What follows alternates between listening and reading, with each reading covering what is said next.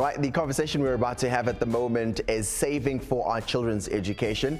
A very, very important aspect of ensuring that they have a secure start to life, right? I mean, for us as parents looking to start saving for our children, it's a big task. But let's start here. We've got Lungile Mashego in studio this morning, literally unpacking what an education fund is and how it works. A very good morning, Ausi. Very good to see you again. What is an education fund?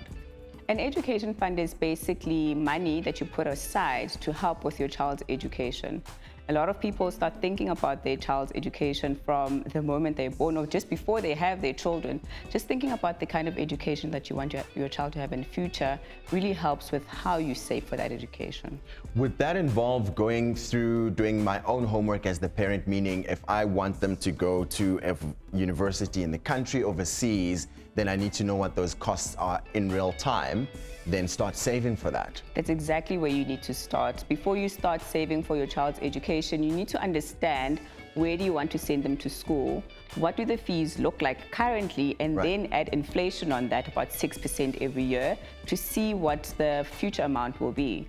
And once you've determined what that amount is, then you can start saving towards their future. The numbers are scary, Lungile. Last time I checked, it's because I've got two daughters, right? So this is something I constantly think about.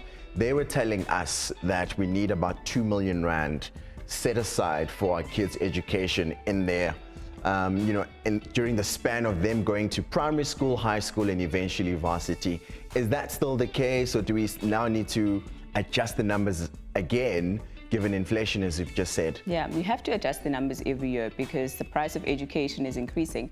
And we're also living in such uncertainty, right? We don't know what the future of schooling is going to look like. We don't know if they're going to be learning from school. Do they even need to go to international universities because maybe they can attend school from home, university from home?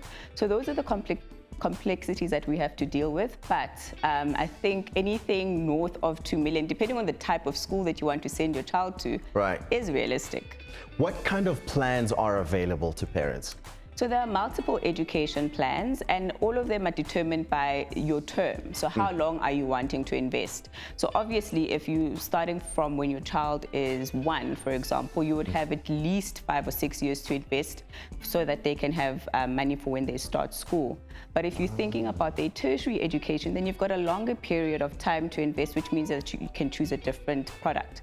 So there are multiple that you can choose from. We've talked about the famous tax-free investment account, that you could use that as part of your education policy. Most education policies are also investing in unit trusts. So you can invest in a unit trust to help your child go through school for that 20-year term or however long you're wanting to invest for. And then there are also endowments. And what an endowment is really a 5-year plan. Okay. And that's what you would use if you want to send your child to school in 5 years. And this is not in any way a bursary, right? Just for my own understanding. Absolutely not. An education plan is money that you put aside to send your child to school, whereas a bursary is money that your child earns from good marks or whatever it is through a submission to various organizations. When we talk about the main variables that parents should consider before they choose an investment plan for their children's education, what are they?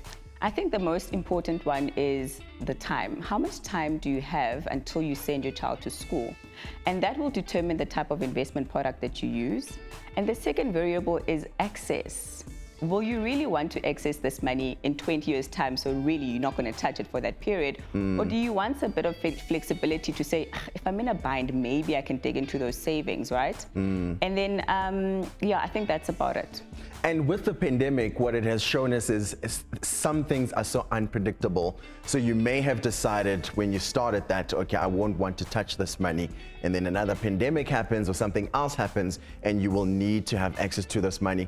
What would be the legal, or, I mean, would you be allowed to touch it if you had initially signed not, you don't want to touch it? Yeah, I think it really depends on the investment product that you've chosen. For example, a tax-free investment account, you can access that money at any period of time. If it's an endowment, like I said, it's a 5-year plan, so you can only access it in 5 years. So those are the kind of things that you must think about when you're choosing your plan. Right. Are there penalties that come with insisting on having access to it if things or life should happen? Yeah, for sure. You would obviously pay a penalty depending on how long you have already been invested if you want to withdraw. Right. I mean, does an education fund, Lungi, depend on where you want to send your children to further their studies, or should you have a broad savings plan in spite of the school and the various institutions? I think you have to plan holistically for your child, right? So Yeah. you can have an education plan in the traditional sense, but it Okay. really makes sense to have other savings in place because there's so many things that our children need to go to school. So it's not just fees, it is transport, it is uniform, it's all of those extramural activities. So you do really have to have a broad plan when you are investing for your child, and you have to make sure that wherever you're investing, whether it's a education plan or a unit trust or standalone tax-free investment account, that it helps you meet those goals. And when we're talking about contribution, how much should we start putting away? So again, it depends on how much money you want at the end of the term, right? So Okay. most education plans start from as little as 250 Rand a month, whereas you can invest any additional amount if your goals are slightly higher than what the 250 a month can give you. And can other people or family members or friends also contribute? Would they have access to this? Or is it a simple matter of me giving them the account number and they can also contribute? So if you've saved for your child's education in a normal savings account, which is really not advisable because the interest that you would earn is not as much as what you would earn in a unit trust or a tax-free investment account. Okay. You can just circulate the account details and people can contribute. Even if it's a unit trust, etc. What you have to be careful about is that if you've invested in a tax-free investment account, Yeah. is that you can't reach that 36,000 Rand per annum maximum. Okay. So if people are contributing, you just have to keep an eye on that so that you don't get penalized for over contributing. And in terms of accessing the funds, what criteria should you meet in order to be able to get the money? To get the money as the parent. Yeah.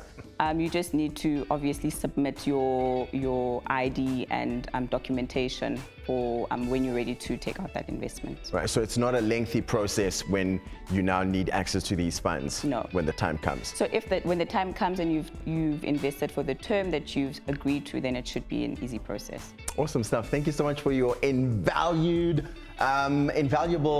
knowledge and stuff, and just really fascinating information this morning on education funding, right? We're going to take a quick ad break. That was Lungile Mashego talking to us about the various products that are available for you as a parent.